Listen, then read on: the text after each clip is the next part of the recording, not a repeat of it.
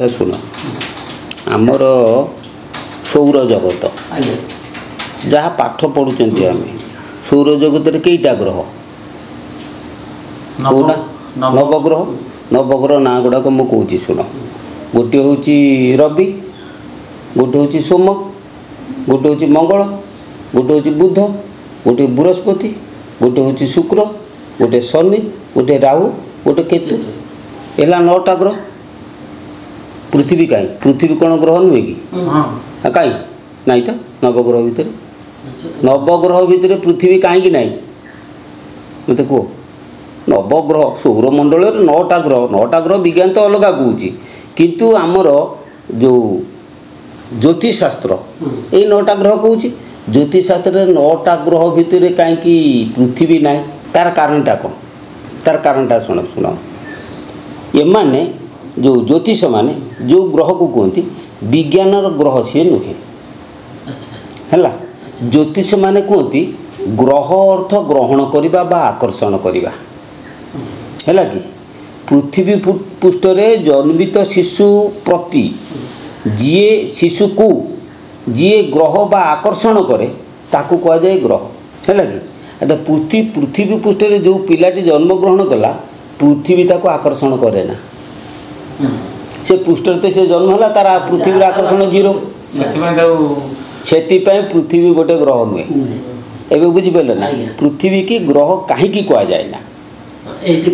कह जाए ना। अच्छा आउ रही कैसे ना आउ रही 9टा ग्रह भर रवि गोटे ग्रह रवि माने सूर्य पाखर अच्छा सूर्य को विज्ञान कौच नक्षत्र किंतु ज्योतिष कौच ग्रह कहीं ना तार आकर्षण ग्रहणीय आकर्षण प्रभाव शिशु उपर पड़े तेणु ताकू सी ग्रह बोली तेणु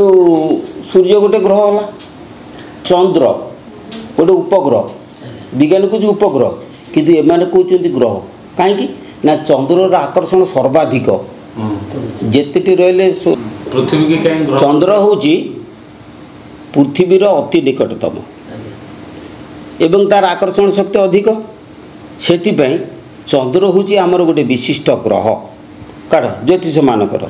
किंतु विज्ञान मत उपग्रह किंतु आम मत हूँ चंद्र हूँ विशिष्ट ग्रह कहीं सौरमंडल जिते अच्छा भितर जिते अच्छा माने वस्तुपिंड समस्त अधिक आकर्षण चंद्रर शिशु उपर प्रभाव पड़े से चंद्र को लग्न रखती जो जातकर लग्न चंद्र तार कारण हूँ चंद्र हूँ सबुठ श्रेष्ठ ना ताको से रखती। अच्छा एथुरु आमे जानिले चंद्र एवं सूर्य यही दुईटी नवग्रह भितर यही दुईटी आकर्षण सर्वाधिक शिशु उपर प्रभाव विस्तार करे करे ना कि सेतिपाई यही जो ग्रह मानकर आकर्षण आम शरीर उपर प्रभाव विस्तार करे आम शरीर रे जो चित शक्ति बा सूक्ष्म शरीर रही आम सूक्ष्म शरीर को यही ग्रह द्वयर आकर्षण प्रभाव रे ग्रह सूक्ष्म शरीर प्रभावित हुए आम ना आम शरीर रे जो सूक्ष्म शरीर रही जेतेबेले मातृगर्भरु शिशु भूपतित हुए सेतिका बेले यही दुईटी ग्रह चंद्र एवं सूर्य ये कौन करती ना सर्वाधिक आकर्षण शिशु उपर प्रभाव विस्तार करती एवं तार सूक्ष्म शरीर को प्रभावित करती मैं बुझिपारे कि जदि करती तेणु जितेबले आम शरीर वृद्धि प्राप्त हुए बा सूक्ष्म शरीर जिते शरीर त्याग करे सेतेबले कौन हुए ना सूक्ष्म शरीर को यही दुईटी ग्रह आकर्षण करती बुझिपारे ना नहीं चंद्र एवं सूर्य आकर्षण करती कर सारा पर जो लोग पापात्मा पापिष्ठ ताकू कौन करे ना चंद्र आकर्षण करे आकर्षण करिकी नेकी चंद्रमंडल को पलाए जो लोग पुण्यकर्मा ताकू सूर्य आकर्षण करे सूर्य आकर्षण करिकी ताकू नेकी सौरमंडल को पलाए ताकर कोन सेमति गोटे किछ सत्य से बाछ विचार करबी पापी की पुण्य ना ना पापी पुण्य नुहे पापात्मा माने तांकर चंद्रमंडल रहे सब मुझे बुझेदेवी परवर्ती मुहूर्त जो लोग पापकर्मा तांकर सब इड़ा नाड़ी पवन बहे ताकू चंद्र नाड़ी कहती जो मैंने पुण्यकर्मा तांकर पिंगला नाड़ी पवन बहे मृत्यु समय तुम जदि ईड़ा नाड़ी पवन बही पापात्मा लोक तो ईड़ा नाड़ी पवन बही तुम से चंद्र मंडल को ऑटोमेटिक पलैब मृत्यु समय जदि पिंगला नाड़ी पवन बही ताल तुम पुण्यकर्मा तेणु ऑटोमेटिक तुम चंद्रमंडल स्थान तुम सूर्यमंडल पलैब बाँ पट डाण पटा पिंगला तू तो जान मूल तो सब बुझे पारि तू खाली शुणी जा शुणु कही सारे डाणटा पुण्यकर्मा पुण्यकर्म कले डाण चलो सेमि चलनी आ सूर्याण सूर्य नाड़ी आ तेणु सूर्यमंडल को जीव चंद्रायल चंद्र नाड़ी चंद्रमंडल को जीव मोर कहवा कथा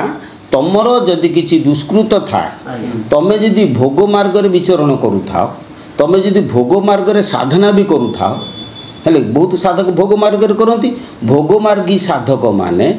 जिते मृत्युवरण करती बाँ पटरे पवन ऑटोमेटिक रही बाँ पटर प्रतीक ना अच्छा जोग मार्गी जो माने पुण्यकर्मा से मृत्यु समय ऑटोमेटिक डाण पटर तेणु से सूर्यमंडल को जीवे ये चंद्रमंडल को जीवे चंद्रमंडल को गले कौन हुए चंद्रमंडल केमिति जीवे ना सूर्य को दक्षिणायन गति रे जीवे उत्तरायण गति रे जाई परिबेनी दक्षिणायन गति केतेबेले ना श्रावण संक्रांति रु माघ संक्रांति पूर्व दिन पर्यंत दक्षिणायन से समय से जीवे अन्य समय जाई परिबेनी जदि अन्य समय मरती ताले से समय को से पुनः आसिया पर्यंत अपेक्षा करिवे हैला आउ कोन दक्षिणायन गति रे जीवे आ दिन रे जाई परिबेनी से राति रे जीवे ना राति रे जीवे अच्छा मरवे जिते मरतु कि गला बेले राति जीवे राति जीव राति जाकि जिते वायुमंडल को जीव से सी कहना चंद्रमंडल को जीव तो शुक्ल पक्षे जापरनी कुष्ठ पक्षे जीव शुक्ल पक्षे जदि थाए कुष्ठ पक्ष आसवे से अपेक्षा कर अच्छा कुष्ठ पक्षे हुए कौन शुण भल कथा तुम बुझुची कुष्ठ पक्षे कौन हुए ना पूर्णमी पर कुष्ठ पक्ष आरंभ अमावास्या पर्यंत से कौन हुए ना चंद्रकलाटा क्षय हुए अंधारटा बढ़े एटा सत ना ना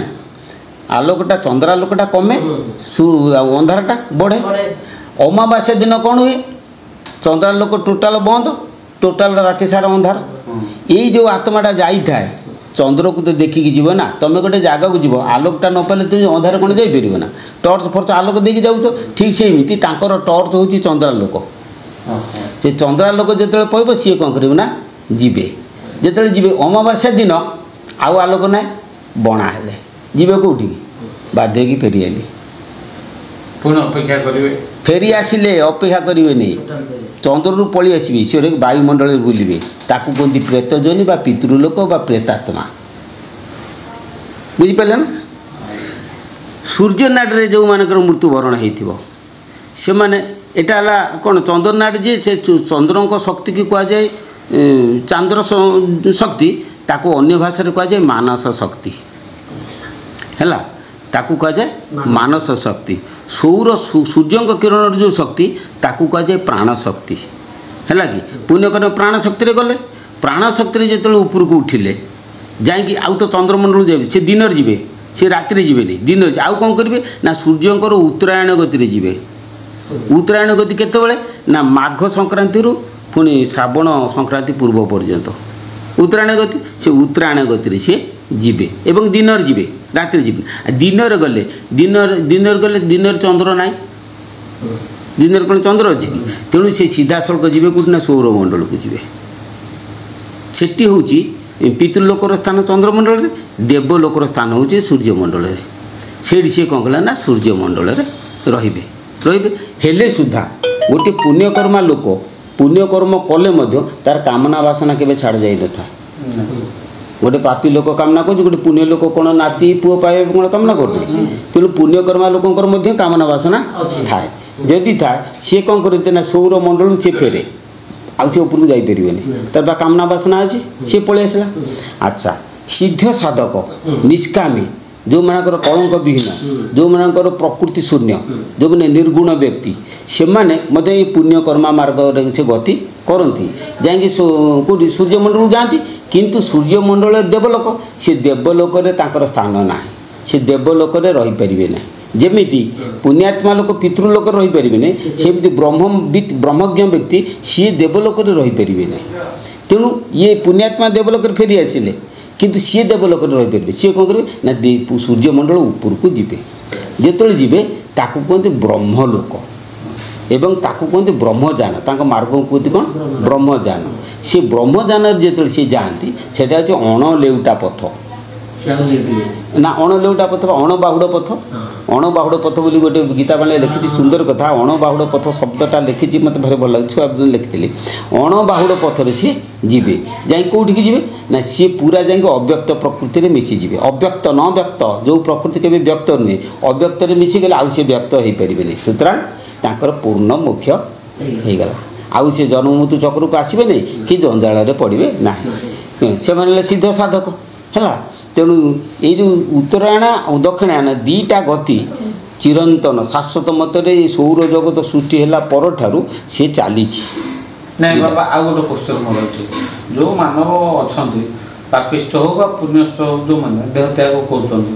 ପାପ ଯେଉଁମାନେ କରୁଛନ୍ତି ଚନ୍ଦ୍ରକୁ ଯାଉଛନ୍ତି ପୁଣ୍ୟ ଯିଏ ଆମର ଯାଉଛନ୍ତି ସୂର୍ଯ୍ୟ ଲୋକକୁ ସେମାନଙ୍କର ଯେଉଁ ରିଜନ୍ମ ବା ପୁନର୍ଜନ୍ମ ସେମାନଙ୍କର ପୁଣି କ'ଣ ସେଇ ଜନ୍ମ ହେଉଛି ନା କ'ଣ ହେଉଛି ସେଇଟା? ନା ସେମିତି ଜନ୍ମ ହେବ ଏମିତି କିଛି ଗ୍ୟାରେଣ୍ଟି ନାହିଁ। ସେମାନେ ଆସିବେ। ଗୀତାରେ କହୁଛି ଭଗବାନଙ୍କୁ ପଚାରୁଛନ୍ତି ଅର୍ଜୁନ ପଚାରୁଛନ୍ତି ଯେ ହେ ପ୍ରଭୁ ଯେଉଁମାନେ ଯୋଗ ଭ୍ରଷ୍ଟ ପୁଣ୍ୟକର୍ମ ଲୋକ ଯୋଗ କରିକି ମଝିରେ ଭ୍ରଷ୍ଟ ହେଇଗଲେ ଏ ଛିଣ୍ଡା ମେଘ ଭଳିଆ ସେ ଆକାଶରେ ଘୁରି ବୁଲନ୍ତି କି? ସେଠୁ କୃଷ୍ଣ କହିଲେ ନା ଛିଣ୍ଡା ଜଳଦ ଭଳିଆ ବୁଲି ବୁଲନ୍ତି ନାହିଁ ଯେ ସେ ଆସିବେ କିନ୍ତୁ ସେ ଜନ୍ମ ହେବେ ପୁଣ୍ୟକର୍ମାଙ୍କ ମେଳରେ। ପୁଣ୍ୟ କରିଥିବେ ପୁଣ୍ୟକର୍ମାଙ୍କ ମେଳରେ ଜନ୍ମ ହେବେ। ପାପାତ୍ମା ମାନେ ପାପୀଙ୍କ ମେଳରେ ଜନ୍ମ ହେବେ। ତାର ଗୋଟେ ପ୍ରମାଣ ମୁଁ ଦେଉଛି। ତମେ ଯାଉଛ ମୁଁ ଯାଉଛି ମୁଁ ଟିକେ ଗଞ୍ଜେଇ ଖାଏ ତମେ ପାନ ପର୍ଯ୍ୟନ୍ତ ଖାଆନା। ବାଟରେ ଜଣେ ଗଞ୍ଜଟ ଦେଖାହେଲା ବୁଝିଲ କି ସେଠି ମୁଁ ଟିକେ ଅଟକି ଯିବି ତୁ ଅଟକିବି କାହିଁକିନା ମୋର ପାଖେ ଏଥିରେ ଅଭ୍ୟାସ ଏବେ ବୁଝିପାରିଲା। ଠିକ୍ ସେମିତି ପାପାତ୍ମା ଲୋକ ପାପ ଆଚରଣ ଯେଉଁଠି ଥିବ ତାକୁ ଭଲ ଲାଗିବ। ଯିଏ ପ୍ରାଣୀ ମାରୁଛି ଝଗଡ଼ା କରୁଛି ଇଏ କରୁଛି ଯେଉଁଠି ଝଗଡ଼ା ଥିବ ସିଏ ସେଇଠିକି ଆଗେ ଦୌଡ଼ିକି ପଳେଇବ। ପୁଣ୍ୟାତ୍ମା ଲୋକ ଡରେ ଯିବନି କହିବ ନା ମୁଁ କାହିଁ ଯିବି ସେଠି କ'ଣ ଦରକାର। ଠିକ୍ ସେଇଭଳି ତାଙ୍କର ପ୍ରକୃତି ଯେତେବେଳେ ପାପାତ୍ମା ଲୋକର ପାପ ପ୍ରବୃତ୍ତି ସେ ପାପ ପ୍ରବୃତ୍ତି ବିଶିଷ୍ଟ ପ୍ରାଣୀଙ୍କ ମେଳରେ ସେ ଜନ୍ମ ହେବେ। ପୁଣ୍ୟାତ୍ମା ଲୋକ ଯିଏ ପୁଣ୍ୟ ପ୍ରବୃତ୍ତି ବିଶିଷ୍ଟ ପ୍ରାଣୀଙ୍କ ମେଳରେ ସେ ଜନ୍ମଗ୍ରହଣ କରିବେ ହେଲା କି। ଆଉ ବ୍ରହ୍ମଜ୍ଞାନ ଯିଏ ଲାଭ କରିବେ ତାଙ୍କର ପାପ ଦରକାର ନାହିଁ ପୁଣ୍ୟ ଦରକାର ନାହିଁ। ପାପ ପୁଣ୍ୟ ଦୁଇ ବାସ୍ ତେଣୁ ପାପ ଏବଂ ପୁଣ୍ୟ ଦୁଇଟାକୁ ଛାଡ଼ି ଦେଇକି ସିଏ କ'ଣ କଲେ ନା ଦୁଇଟା ସମଜ୍ଞାନ କରିକି ସିଏ ଯିବେ। କ'ଣ ବୁଝିପାରୁଛ ନା? ତେଣୁ ସେ ପୁଣ୍ୟକର୍ମ ଲୋକ ଇଏ ହେଉଛି ସୂକ୍ଷ୍ମ ଶରୀରର ଗତି ହେଲା କି। ଆଉ ତେଣୁ ସୂକ୍ଷ୍ମ ଶରୀର ଭିତରୁ ବାହାରେ ସୂକ୍ଷ୍ମ ଶରୀର ତିଆରି ହୁଏ କେମିତି ମୁଁ ତ ଗୋଟେ ଭଲ ଉଦାହରଣ ଦେଇଛି। କ୍ଷୀରଟା ଥରେ ଦହିରେ ପରିଣତ ହେଲେ ଆଉ କ୍ଷୀର ତିଆରି କରିଦେବୁ ନା ମା ହେବ ନା ରେ? କ୍ଷୀରଟା ଦହିରେ ପରିଣତ ହେଲେ ଆଉ କ୍ଷୀର ହେବ। ଠିକ୍ ସେଇଭଳି ଯେତେବେଳେ ମହାଶୂନ୍ୟତ ଯେଉଁ ଆତ୍ମଜ୍ୟୋତି ଶରୀର ଭିତରେ ଥରେ ପ୍ରକାଶ ପାଇଲେ ସେ ଇନ୍ଦ୍ରିୟମାନଙ୍କ ମେଳରେ ଗୋଟେ ସୂକ୍ଷ୍ମ ଶରୀର ଗଠନ କଲା ପରେ ସିଏ ଆଉ ମୂଳ ଅବସ୍ଥାକୁ ଫେରିପାରେ ନା। ତେଣୁ ଗୋଟେ ସୂକ୍ଷ୍ମ ଶରୀର ଧାରଣ କରିକି ସିଏ ଯାଏ। ଗଲାବେଳେ କେଉଁଠିକି ଯାଏ ଦୁଇ ପ୍ରକାର ବାଟ। ଗୋଟେ ପାପ ଶରୀରରେ ପିତୃମାର୍ଗକୁ ଯାଏ ଗୋଟେ ପୁଣ୍ୟ ଶରୀରରେ ଦେବଲୋକକୁ ଯାଏ। କିନ୍ତୁ ଏଇ ଦେହ ଭିତରେ ରହିକି ଆମେ ଯଦି ପ୍ରକୃତିକି ବିନାଶ କରିବା ଆମର ପାପ ଦରକାର ନାହିଁ ପୁଣ୍ୟ ଦରକାର ନାହିଁ। ତେଣୁ କ'ଣ ହେବ ଆମେ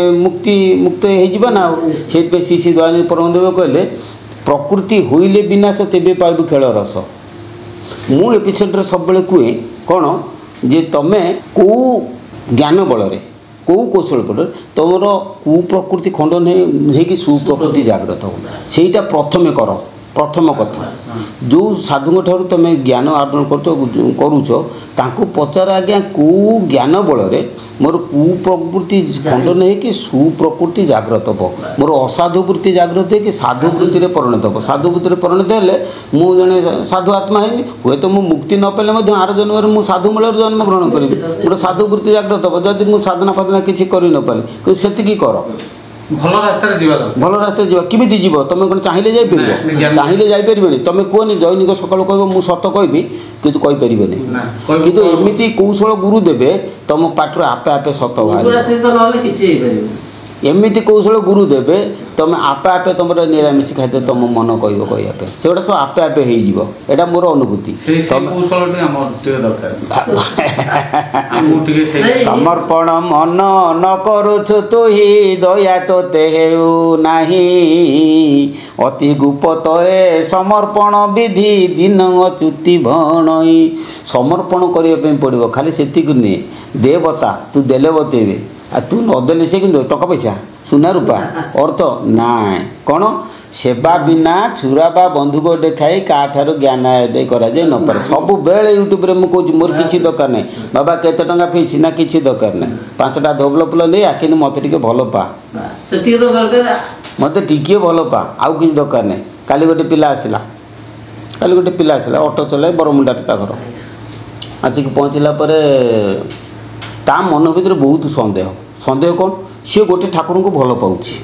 सी गोटे ठाकुर भल पाँच कहला मुझे जहाँ पाक जीमी मत यदि सी ठाकुर को देवे भल यदि नदेवे कौन गोटे देवे मोर तो प्रति सन्देह जात हम से तार से कथा तार मन मन भावुँ दीक्षा नेला पूर्व मुझे ठाकुर को पचारे विवेक ठाकुर को सी जहाँ शब्द कहते मुझे हिसाब से उपदेश दिए मुझे किसी करे ना दयानिधि बोल कि हृदय मध्य दया पाद